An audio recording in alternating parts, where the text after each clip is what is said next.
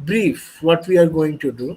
So you see, in classical mechanics, the equations of motion can be derived using the variational principle of Hamilton. You know this, right? Now, what does this principle say? This variational principle, it states that the action integral should be stationary under arbitrary variations of the so-called generalized coordinates. Right. So this is the statement. Now what we are going to do, we are going to have a detailed look into this action principle. Now first, generalized coordinates. You do know what the generalized coordinates are, right? They are basically coordinates which correspond to the actual degrees of freedom of a system. Now, let us denote the generalized coordinates with a symbol q, and we call the evolution of this q with time a trajectory or path.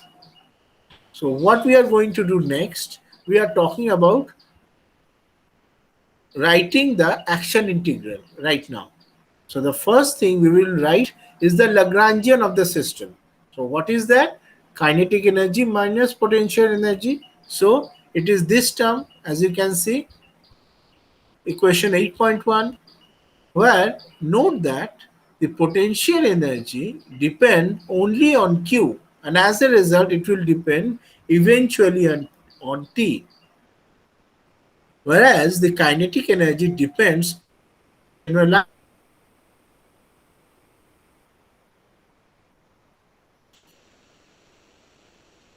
How we define the action integral or the action of the path which starts at T1 and ends at T2. Now here it should be T1 and it should be T2. Okay. So fine. Now Hamilton's principle states that the actual trajectory Qt followed by the system is the trajectory Qt that minimizes this action, which is equivalent to requiring that for a given point Q and Q dot on this trajectory, the change in the action follows from a small deviation, this to be zero. So we mathematically require this, and for that we do the following steps, and you can check it by yourself that if we do this for each of the coordinates, generalized coordinates, we will get the Euler-Lagrange equation of motion here, which can be written in a more symmetrical form like this, where Pi is the generalized momentum or momentum canonical to Qi. Fine. Now, so this is how we deal with action principle in classical mechanics. Okay.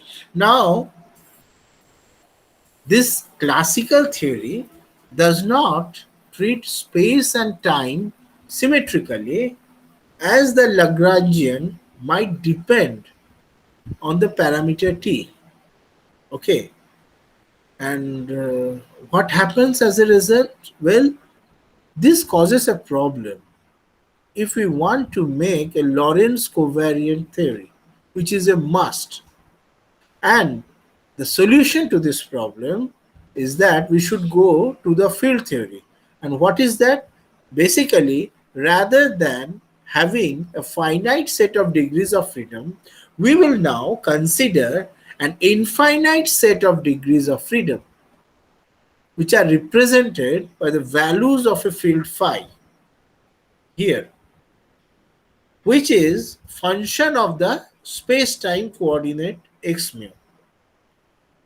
The Lagrangian in this case is replaced by a Lagrangian density, which usually again we will call Lagrangian, and it is written in a curly L type.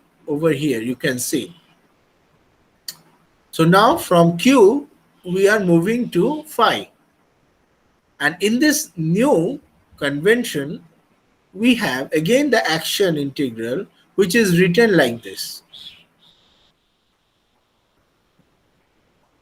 Okay, now we will sir follow. যেমন sir যখন আমরা generalise coordinate ধরলাম, মানে classical মেকানিক্সে যেটা Q বলছি ওটা তো position, মানে পজিশন কোঅর্ডিনেটকে আমরা ডিনোট করেছিলাম, কিন্তু যখন ফিল্ড বলা হচ্ছে, ফিল্ড বলতে কি বলা হচ্ছে, মানে ফিল্ড জিনিসটা কি? আমি বলবো আমি এখন first of all I am going to talk about a very basic introduction. I'll give you the examples. Field মানে তোমার জলের যে বেসিনে যে জল সিঙ্ক চলে যাচ্ছে ওইখানে একটা পয়েন্টেও তুমি ফিল্ড ধরতে পারো। আমি এই এক্সাম্পল গুলো তোমাদেরকে একটু পরে দেখাচ্ছি। আগে first let me just field মানে স্যার ইচ পয়েন্টে অ্যাসোসিয়েটেড একটা মানে ফোর্স। হ্যাঁ, ফোর্স ফিল্ড ওর স্কেলার হতে পারে, ভেক্টর হতে পারে, anything. I will give you examples. Just wait. Scalar কখন? First, I will start with the basic introduction to this theory, and then I will show you the examples. Okay. These things have these things using examples being given by the QFT instructor. হ্যাঁ sir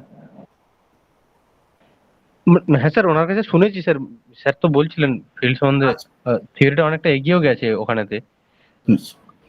তো field জিনিসটা বেশ clear নয়, মানে field বলতে আমি কোনো imagine করতে পারছি না কি, মানে কোনো প্যারামিটার, আদারওয়াইজ কোনো physical entity or some force, মানে মানে জিনিসটা আসলে কি, তাকে মানে ফিজিক্যাল এন্টিটিটা কি, বা ওর সাথে অ্যাসোসিয়েটেড যদি কোনো ফিজিক্যাল এন্টিটি থাকে এটা কি রিপ্রেজেন্ট করছে। এটা ফিল্ড বলতে আমরা স্যার একটা মানে একটা যখন ফিল্ড থিওরি পড়ছি তখন তো শুধু নর্মাল কম্পোনেন্ট থেকে আমরা মানে নর্মাল ফ্রিকোয়েন্সি বা নর্মাল মুড থেকে এক একটা পার্টিকেল জেনারেট করানো হচ্ছে। কিন্তু তাহলে কি একটা ভাইব্রেটিং সিস্টেম? আমি শুনছি, তুমি জিজ্ঞেস করো। হ্যাঁ বলো। আমি তাহলে স্যার ফিল্ড মানে কি একটা ভাইব্রেটিং সিস্টেম, একটা একটা একটা ডিস্টারবেন্স একটা ইন এ রিজিয়ন, বা মানে কি জিনিসটা সেটা ক্লিয়ার বুঝতে পারছি না। তোমরা তো অনেকটাই করে নিয়েছো কোয়ান্টাম ফিল্ড থিওরি ক্লাসগুলো, তাহলে এগুলো তোমরা এখনো জানো না যে ফিল্ড কাকে বলে, কেন ফিল্ডে এলাম আমরা? হ্যাঁ স্যার, ফিল্ড কাকে বলে? ফিল্ড স্পেস টাইম কন্টিনিউমে একটা অপারেটর, ইচ পয়েন্টে associated operator in a space time continuum, এটা ফিল্ডের ডেফিনেশন হয়েছিল। কিন্তু অপারেটর গুলো আমরা কোয়ান্টাম মেকানিক্স অপারেটর মানে ফিজিক্যাল এন্টিটি, মানে ফিল্ড কি? ফিল্ড তাহলে জেনারিক টার্ম হয়ে যাচ্ছে একটা আর কি, মানে দেখো। আচ্ছা ঠিক আছে তোমার প্রশ্ন আমি বুঝেছি। ঠিক আছে, let me pause for some time. আমি ফিল্ড নিয়ে তাহলে একটু ডিসকাস করি। As you have rightly pointed out, Partho, so basically, you see, field is a physical quantity. Of course, it is not a mathematical quantity. We are learning physics here, right? It is a physical quantity which has a value. So this phi has a value at every point of space and time, right? So space and time means 3 position coordinates and 1 time coordinate, and we denote it as phi xt or phi q, sort of like that. Okay, phi xt একটা value আছে sir. আমি sir একটা value আছে, ফিল্ডের একটা value আছে, কিন্তু ভ্যালুটার unit কি আছে, মানে ফিজিক্যাল কোয়ান্টিটিটা কি? ঠিক আছে বলছি। as again যেটা তুমি বলছো, the values at different points of space time, you see, let me first tell you about it. The values at different points of space time are independent of each other, number one. And as a result of this, we can say that the field exists throughout the space and time.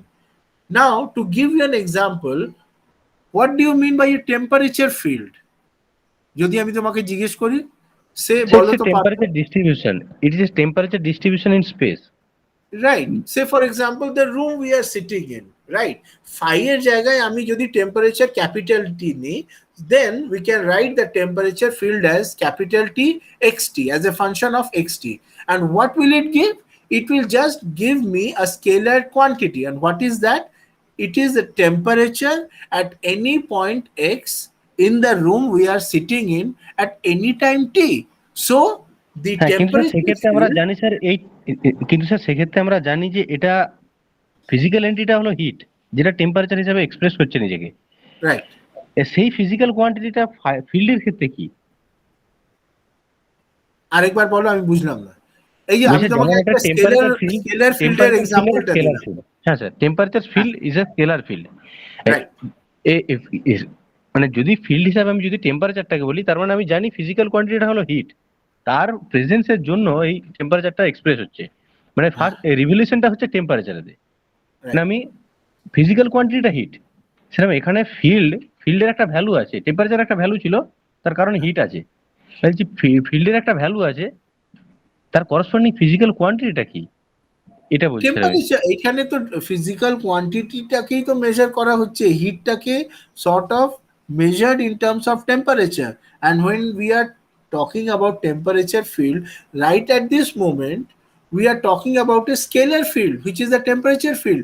Now if I talk to you about electric field, what is that? Then electric field is basically a vector field. Say for example, the acceleration due to gravity g, basically it is a Newtonian gravitational field.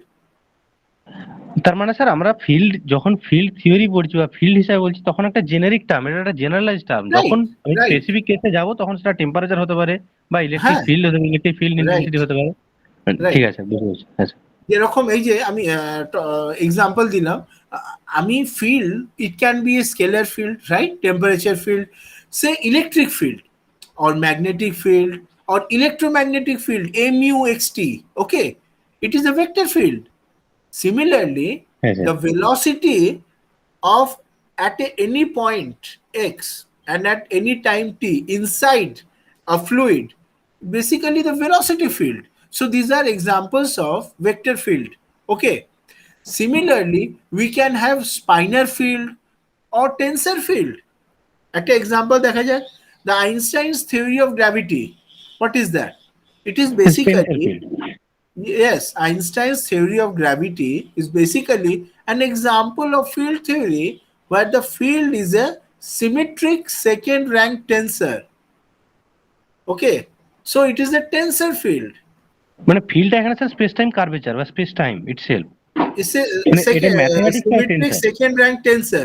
So আমি যেটা বলতে চাইছি যে field can be anything. It can be scalar, it can be vector, or it can be tensor. Now tensor can have many ranks, right? হ্যাঁ sir. Okay.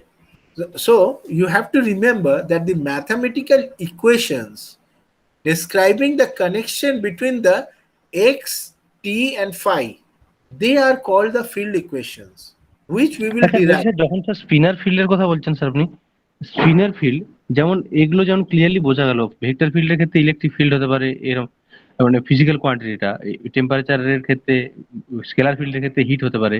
Spinner ফিল্ডের ক্ষেত্রে কাকে ধরা হয়, স্পিনকে না ইলেকট্রনের কনফিগারেশনকে, এনার্জেটিক কনফিগারেশনকে? আমি যখন এটা, when I will talk about the when the need happens, okay, then I will show you spinor field example, okay, ঠিক আছে। detailed example. So হ্যাঁ sir.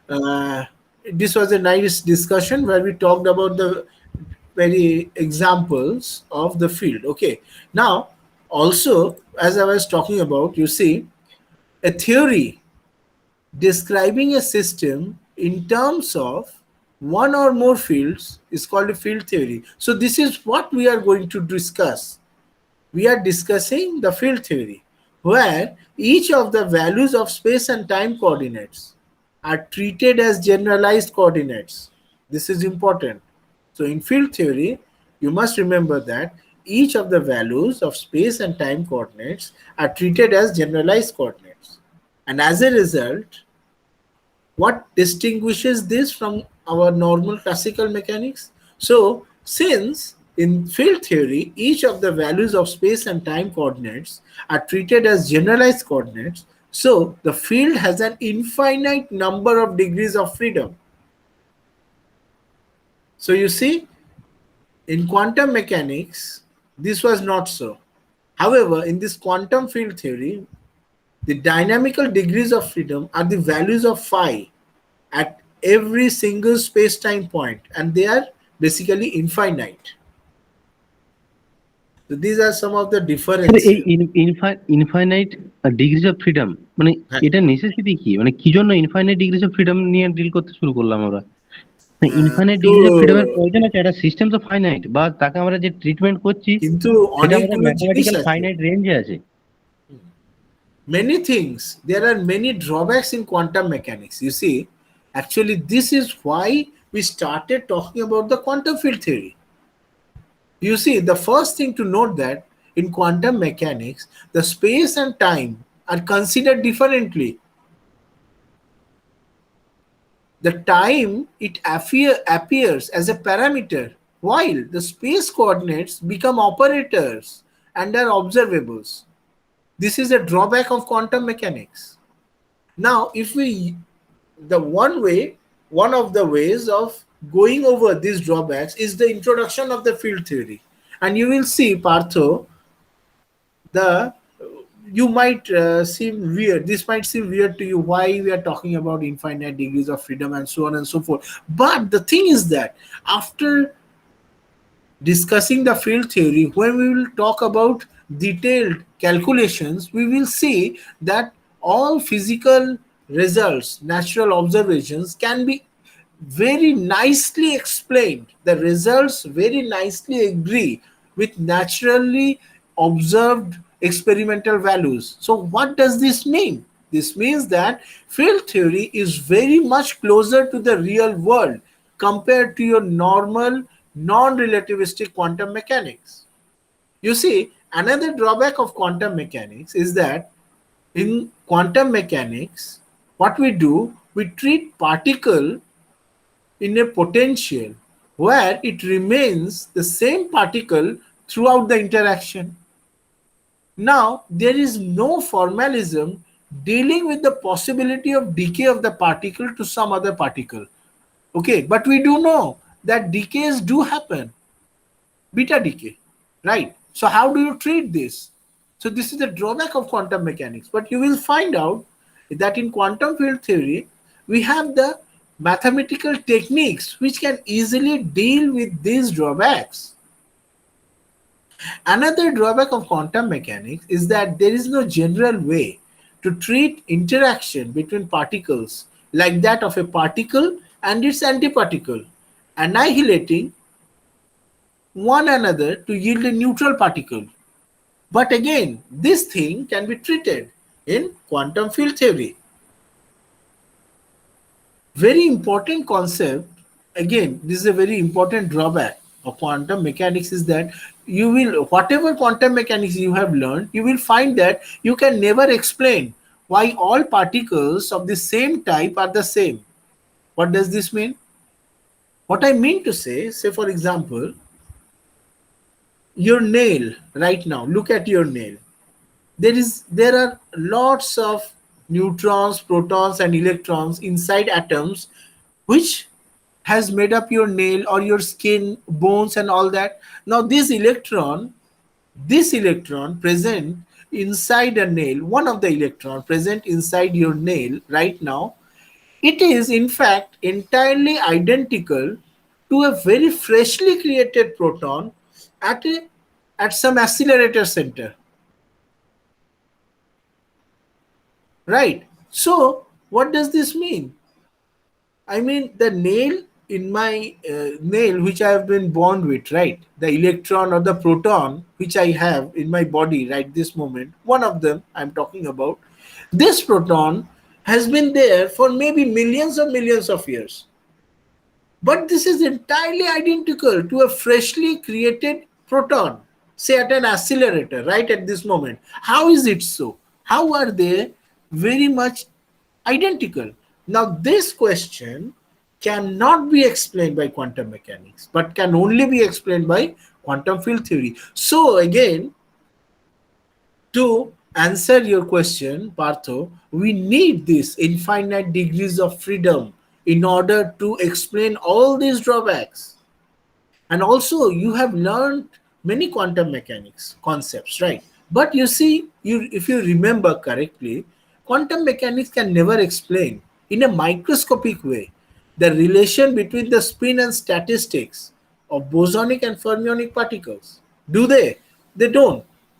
But there is indeed a relation which is known as spin statistics theorem. And that is a very natural manifestation of quantum field theory. Any questions? বোঝা গেছে তোমাদের? হ্যাঁ sir, ঠিক আছে। হ্যাঁ, just a basic discussion. It was nice to have discussion.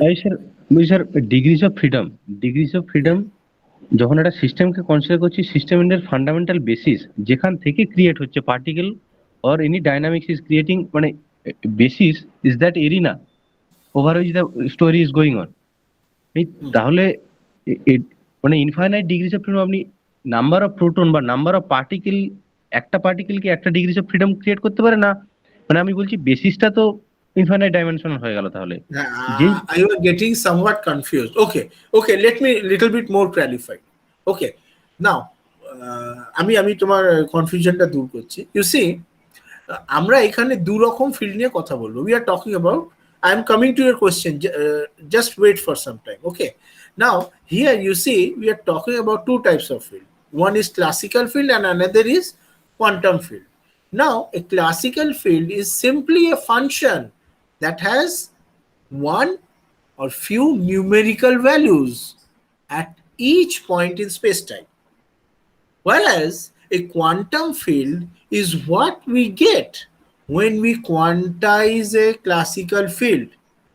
And in this process of quantization, the field becomes a function that gives an operator at each point in space-time instead of a numerical value.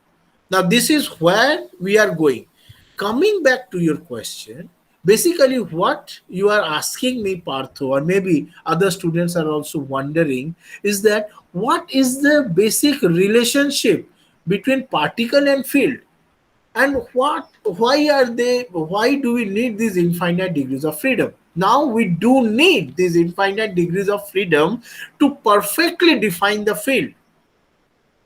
And remember that particles create field and also interact through them. Let me give you an example. You see, the electron at rest creates electric field. Now, the electric field will be quite different at each space and time. Now, if the electron is at rest, then at each point of space, the field will be same as a function of time. Whereas if the electron moves, the electric field will change as a function of space and time both. Now, this electron at rest, which creates an electric field and interacts with another nearby electron with it. So what happens is that now electromagnetic field possesses energy and momentum, which makes it very real, like a charged particle, which also has an energy and momentum. বোঝা যাচ্ছে? দেখো, আমি একটা এক্সাম্পলে তোমাদেরকে বোঝাচ্ছি যে an electron at rest creates electric field and it interacts with another electron, nearby electron with it. This electromagnetic field, we do know that it possesses momentum and field. Now, particles also have momentum and energy, and this electromagnetic field possesses both momentum and energy. So, in a way, they are both very same. Basically, what we do, how we explain particles in quantum field theory is like that. We say that a particle is an excited state of a field. ভালো করে শোনো, we say that a particle is an excited state of a field. So what does this mean? This means that a particular system may be in a vacuum state where there are zero particles, no particles, or in various excited states of the field. So a field can have many excited states. In the vacuum state of the field, there is no particle. In the first excited state of the field, one particle is there. In the second excited state of the field, two particles are there. Why? How are we saying that? So basically what we are saying is that the particle is an excited state of a field. The field operators, they can be used basically to create or destroy excited states at any particular point in space-time. And note that, remember this thing, we call the particle associated with a field the quantum of the field. Okay, so as an example, photon is the quantum of the electromagnetic field, whereas electron and positron are quanta of the electron field, and so on and so forth. বোঝা গেল? So if you think more carefully, you will, of course, I think you will agree with me that the field is a more fundamental entity compared to matter or particle. The field exists everywhere, and the particles associated with it are arbitrarily created and destroyed by the field operators whenever they are needed, or even just by random vacuum fluctuations. So this is the way that quantum field theory treats states with an unspecified number of particles. And this is not possible by the quantum mechanics, since there is no mechanism in non-relativistic quantum mechanics to deal with the changes in particle number. Okay. হ্যাঁ sir, ঠিক আছে। Arundhati, Paushali, Topon, any more questions? Anyone?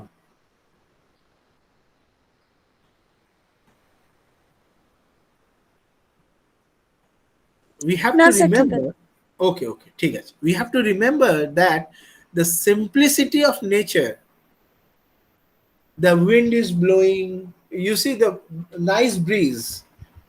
You see, this quantum field theory is probably the first complete theory of physics which can explain everything, starting from the why am I feeling good because of this wind, nice breeze, the leaves are moving, and so on and so forth.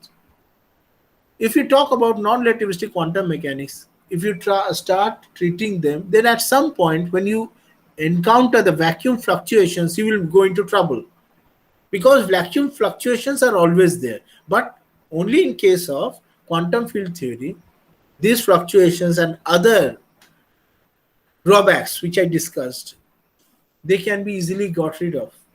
Now, since matter is simply a local excitation of the field, so there is no conservation of matter, and laws governing interaction of matter are secondary. This means that the field picture is quite different from matter picture, where matter is supposed to be fundamental and laws of force between its constituent is the primary law of nature. We are talking about field picture here. Okay. Now, so far as our discussion. So let me again come back to this application of the principle of least action. Now, see, as I was talking about, so there was a very big discussion. I think you have understood what I wish to say through examples about the field. And also we talked about the various drawbacks of quantum mechanics. So now you see equation 8.10, I have written down the action over there. And again, following the principle of least action, we can obtain the Euler-Lagrange equation over here, as you can see.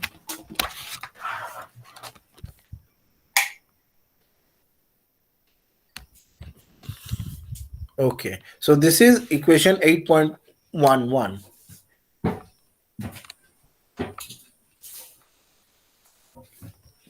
Okay, now what we are going to do, as I have just mentioned in the very beginning, you can see the screen, right? হ্যাঁ sir দেখতে পাচ্ছি। Okay, so we are going to create a Lorentz covariant theory. And so for this, we will require the Lagrangian to be a Lorentz scalar, which means that in the expression for the Lagrangian density curly L above, the loose Lorentz indices must somehow be contracted with others. And then only you can get a scalar. This is a trick. This requirement imposes certain conditions on the Lorentz transformation properties of the field. Okay, now in quantum field theory, the coordinates phi become operators. Now we have already talked, I have already discussed these things to you, but again, for the sake of clarity, I'll again discuss this second time.